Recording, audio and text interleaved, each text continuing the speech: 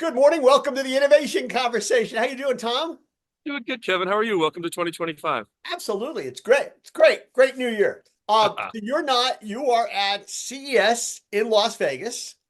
I I can am. I'm a very bright guy. So all right, well, give me big first impressions. I mean, I've done it a couple of times. What's it like? What's grabbing you? So I've been coming to CES on and off for 15-ish years. It's probably probably for the early. Well, I did a little bit with Amazon too, so maybe off and on for 20 years. Um, and it it I think there was a time like before COVID where it was starting to get a little bit tired. You can only see so many technological advancements in big screen TVs and kitchen appliances Right. and laptop computers and phones and that kind of stuff, right? Um, and then right as COVID was just before COVID, you started to see a lot more stuff around kind of digital advertising, advertising in general, consumer marketing, just commerce, those types of things, really started to come on the scene. And then COVID hit, and of course, that kind of shut the thing down for a couple of years. I think we actually did an innovation conversation or a podcast I think at CES just before COVID, maybe a year or two. yeah. I think live. We were both there. We did. We were live. Yes. And going into, I remember the year. I don't remember what variant it was, but the beginning of 2022. With our agency business and with Replenium and with our venture firm, gosh, we had like 25 meetings set up over the course of 3 days here. And then the variant hit, and then half the meetings started dropping, and then basically all CES ended up not happening that year. Yeah. So that was kind of a lost year. And this is my first year back since then. And I will say it's definitely delivering.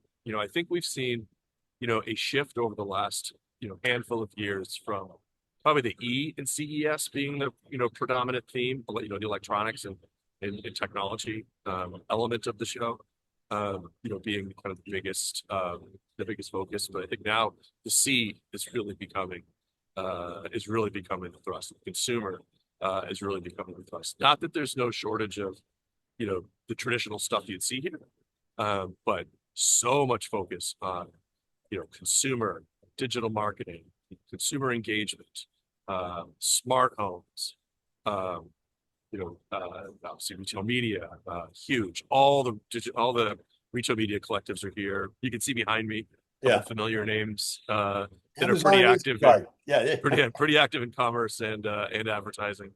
All the big agencies are here, all the big CPGs are here, many of the big retailers are here. What retailers are you seeing just as you walk around? You're certainly seeing Amazon. And then I'm seeing a lot of retail media folks. So CVS is here, Albertsons is here, Walmart's here. IV. I have not seen Hy-Vee. I imagine they're here. In fact, there's so much to cover. This conference is so massive, 200,000-ish. At least that's what my Uber driver said. 200,000 people here. And it basically any large event space in Las Vegas is taken up by CES. I'm at Aria right now just because I'm staying at the Madara right here, and this was a nice convenient place to do this. And plus we have Amazon in the background. Yeah. But I'll be spending today over at Venetian, which is where a lot of the consumer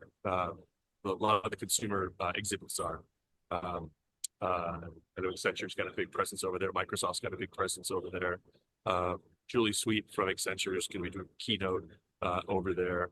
There's a full day retailer session or track happening as well. So after this, I'll close up and head over to Venetian. We will catch back. We will catch back up and find out how this Yes. went. It's funny. I'm really looking forward to today. But yesterday, I sent you some of the things that literally in one day I encountered here yesterday. It's pretty cool. Well, it's interesting. I mean, and certainly in terms of the stuff that even you shared with me, electronics, yeah, it sort of covers it, but it sort of understates what the kind of breadth of stuff you're sending me. One of the things I was really interested in is you had a chance to go back to the Sphere, which is by itself is a lure, and saw the Delta presentation, Delta Airlines presentation. And I was fascinated by what some of the things they were talking about. So I'm going to ask you to share that a little bit, but specifically, um, there was a lot of emphasis on eliminating friction in the Oh yeah, in the customer flyer experience. So talk about that a little bit. it really was. I mean, Ed Bastian, the CEO, there were a couple kind of meta themes. One was very much about them innovating. They're the first commercial airline to hit their 100th anniversary, which is crazy to think about that, how long that they've been in service. But I was big shocked. theme I was around. shocked they've been around 100 years. It's That crazy. blew me away. Yes. Yeah. They started with crop dusting and other Yeah. things, but as the company of Delta Airlines, they've been around, obviously been through some ups and downs over that time. That was a terrible joke. I didn't mean to. That was a very unintended pun. Okay. Uh, That's it. That's a can't dad help joke. myself. That's a dad I joke. know I can't help myself. So Huh. big theme around innovation, big theme around their people. They really featured their people. He probably had 500 or 1,000 Delta employees in the audience all sitting together, which was really cool. And the pride that they had in their company was just gushing. And that featured a lot of Delta folks, throughout the keynote as well. Not dissimilar to how Doug McMillan did that last year Right, with Walmart. with Walmart folks. Yeah, and then they used a story of a newly minted diamond medallion flyer, and kind of her day as she traveled from LA to Tokyo. Uh, and it was really cool the way they just kind of bounce in and out of the new innovations, that they're introducing. And basically in 2025, they will have basically an AI guided, you'll have an AI guided agent that's in the air, that could literally walk you through, your day to make sure you don't forget this. It will let you know what traffic looks like going to the airport, kind of actively or passively. And that's really interesting because the notion of being able to, for them being your concierge, if you will, from the They moment use that word. from the moment you book the ticket, right, Yes. to the Yes. moment that you probably arrive back home, but not just guiding you through the airport and the aircraft, but helping you get to the airport. I mean, they have a relationship with Services. Uber, right? Yes. That, Yes. that they're connecting with, so you can And actually get. he had Dara, the CEO, was on stage with us. Yeah. And so that's really fascinating. And it seems to me, I mean, again, there's a lesson here for our core audience, Yes. which is, find it's when you're thinking about eliminating friction from the shopping experience, it's not just the shopping experience, right? There's a much broader thing happening. It's really it's life as you can impact it, Yeah. right? Or life as the customer, interacts with you and your service. Right. And that's sort of what, I mean, you also saw the Samsung refrigerator, Yes. which is sort of, again, we've been talking about smart appliances and smart refrigerators forever. Oh yeah. And it's never lived up. None of these innovations have lived up to what the Yeah. potential is. Yeah. But that's essentially the same thing, right? Eliminating Yeah. friction from the shopping experience, even when you're not shopping. Yeah. I mean, it's certainly an attempt towards that. Samsung has been a leader in this space. I think LG had one also. Yeah, and they've been doing these refrigerators that you can place a grocery order from Right. for well over 10 years, right? So it's been around for a while. We now have the Samsung refrigerator will be connected to Instacart via the new Instacart API. And so your refrigerator will be able to keep tabs on products in the refrigerator, and then recommend a grocery replenishment list for things that are running low and or out. I guess it mostly would be out, but I suppose it could also be smart enough to how often you've used something. Right. I think well, first of all, it's a wonderful kind of use case for thinking about, or inspiration to think about how appliances and how things you use in daily life, can help support your grocery replenishment. So I think it's good and inspirational that way. It is, it has its shortcomings because it doesn't, well, first of all, it's only refrigerated products. Right. It can't see things in the door and it can't see things in the drawers. So, to the extent, that items are on the main shelves in a refrigerator, it can automate that part of your grocery list and then also, present the anticipated order to the customer, and then allow the customer to make some changes in the demo. So it's definitely good progress. And if history has taught us anything, it's that sometimes things take doesn't take nearly as long as you thought, but sometimes it does take longer than you think to work out the kinks, because in this case, there's so many levels of connectivity that have to Oh, yeah. be, right? And that's in a lot of ways the role that an Instacart can play, right? Because they become the connective tissue. Um, you know, before the individual retailer, whether at the store Yes. level, had to be the one to kind of create the tissue. And that was challenging because there wasn't enough mass. But if Yeah. Instacart can do it, that potentially could create enough mass and make a huge difference. Definitely makes a huge difference to somebody like a Samsung, because immediately you get the reach Right. of Instacart's customer base. However, if I'm a retailer, I would still absolutely want to be able to participate in it. It may not be the right time this year, Right. but at some point, you're going to want to be able to participate in these kind of passive ways, to replenish products, or ways to have, what you're doing in your home, interact with and support how you're shopping. And that could be across just basic replenishment. That could be, health and wellness. There's a lot of use cases throughout your home experience, that would interact with your retailer. Yeah. To back up a second, one of the things you at Delta they are also talking about is they're connecting with an electric air taxi company. Right? So the idea is to be able to, I mean, forget telling you what the traffic is like Yeah. on the LIE. It's going to help you fly over that traffic because it's going to have that capability as well. Again, focusing on getting rid of the friction. It it seemed like one of those, like, almost like, here's how things could be, way futuristic, when in that customer journey, when Delta told her, per uh per the map, it's gonna be 90 minutes to get to the airport. Would you like us to order you a Joby? We can have you a Joby within 20 minutes, and we'll have you to the airport in 10 minutes from then. And then she just says yes. And the Joby ends up, coming to her house and picking Right. her up. And it just seemed like, wow, this is really cool. We'll see this thing in 2030 or 2040. Yeah. And sure enough, he came back on. He had the CEO of Joby was there, and Delta's going to start offering this service this year in New York and LA. Yeah. There was Insane. another thing you shared with me that you saw. I'm not sure if I'm going to pronounce it correctly.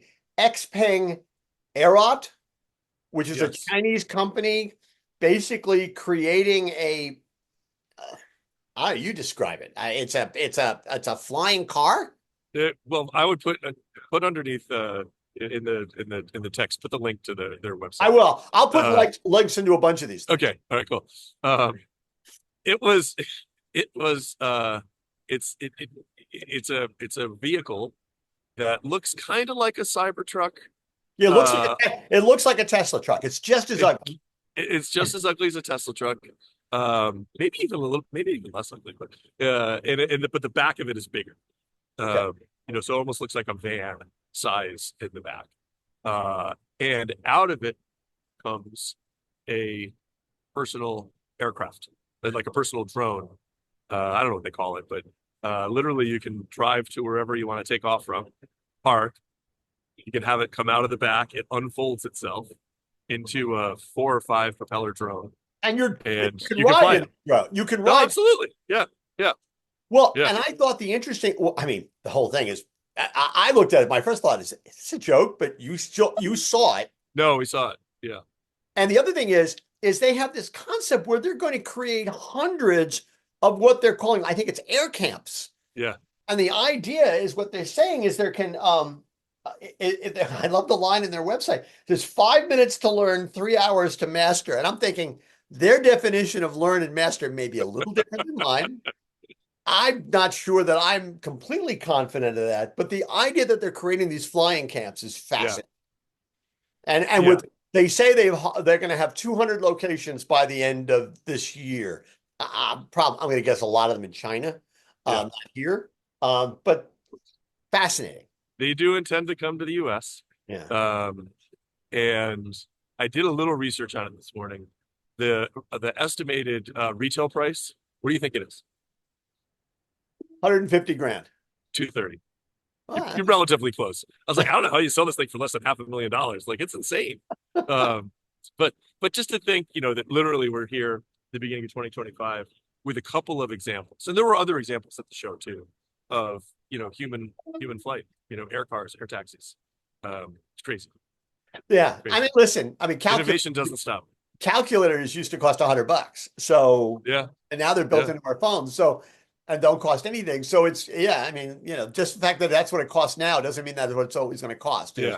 At some point, the skies will be very crowded and very unsafe. Well, But that's yeah, yeah, that's a little mind numbing to just think about how you regulate all that. I mean, we're freaked out about drones over New Jersey, as we should be, or as I guess appropriately so. But imagine when they're bigger with people in them. so I don't know if you saw these, but I mean, I was doing a little reading, and there was a thing there called there's a French company called Withings, which makes smart scales and watches. And it debuted the prototype of a full body, quote, health screening mirror that looks like something out of a Ridley Scott movie. But and basically the idea is this scanner would measure your heart rate, pH levels, muscles composition, sleep quality, exercise recovery, and more, working in tandem with a smartwatch, but providing much more detailed kinds of information. I like that. I saw a massage chair that almost looked like a robot. Yeah. That it'd be therapeutic. It would do assessments, and it could also do like PT, help you with different motions Really? and whatnot. It's pretty cool. But I haven't seen the mirror. I would love to. I'll have to see if I can track it down. Maybe if you could just text me the name It's of it. I'll called find the out where they are. Yeah, the Withings Omnia is what it's called. Yeah, I Then love these non-consumer friendly names that of these emerging here's another one innovations. from you. So, Kirin, the Japanese beer company, apparently has created a spoon. It's called the electric salt spoon, which uses electric currents to concentrate sodium ion molecules and amplify the taste of salt and umami. And the idea is if you're trying to regulate your salt intake, Mhm. but you really like salt, you can use this spoon, which goes for about $125. But you can use it to ramp up the taste without getting more salt. Again, Interesting to think about it. Yeah. Again, it seems like a fairly limited use case.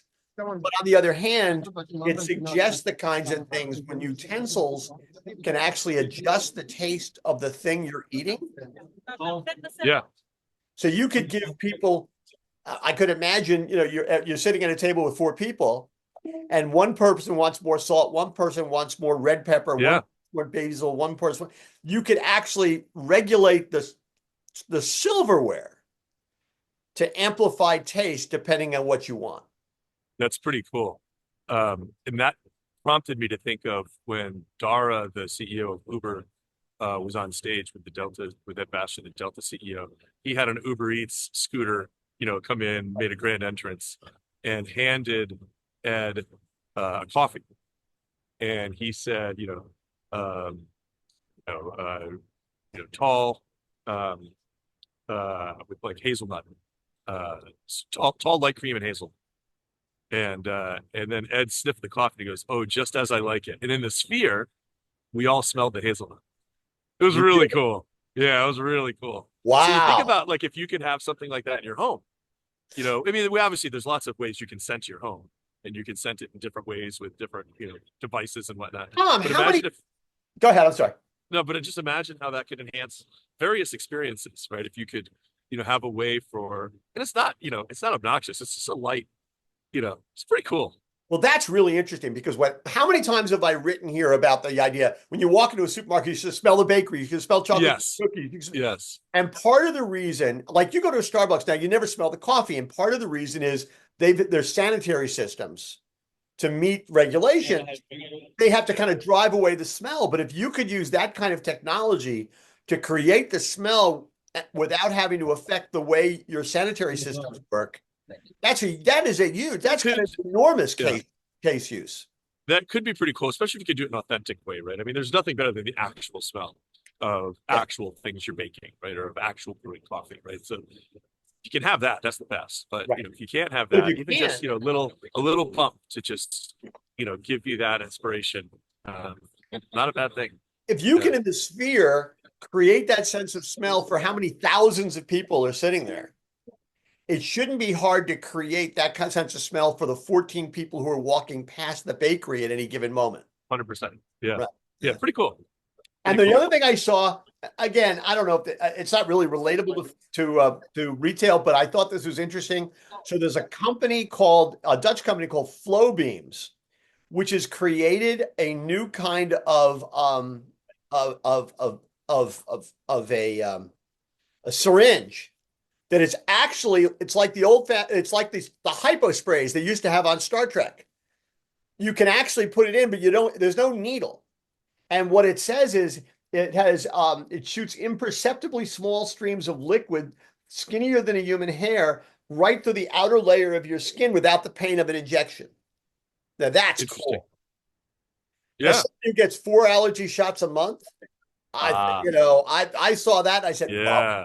sign me up for What a that." breakthrough. Yeah. New delivery It'd be huge. mechanism. It'd be Yeah. huge. Well, I'm going to let you That's pretty go because cool. you've got places to go, people to see. Yes. And I can't wait as soon as when you go do the consumer stuff, and then you let us know when you shake free, and whether it's this week or next, and we'll figure out to talk about what you see. And then you're going to NRF. You're very busy. Yes. So many people here go from here. Many go right straight from here to NRF. I'm going to go home for a couple days. Tell them to wear a I'm going to coat. miss. It's freaking Yeah. it's feels like 9 degrees out right now. It looks beautiful out your window, though. Yes. It's a little bit of snow, but no, it's really cold. It feels like it's like 22, but it feels like 9, which tells you something about the winds. On the other hand, it would be really gauche of me to complain about wind, considering what's going on in LA right now. So, Well, yeah, that's the other. crazy. That is the other theme that's happening here. I think our hearts go out to folks there, and we're thinking about it. A lot of folks here are talking about that. Worrying about their own homes, their friends, their family, their coworkers. Yeah. A lot of people leaving early, to get back to Southern California to kind of deal with it as best they can. It's just it's a gut-wrenching, heart-wrenching situation. So our thoughts are with everyone. All right. Well, listen, stay safe, have a good time, and we will talk to you soon.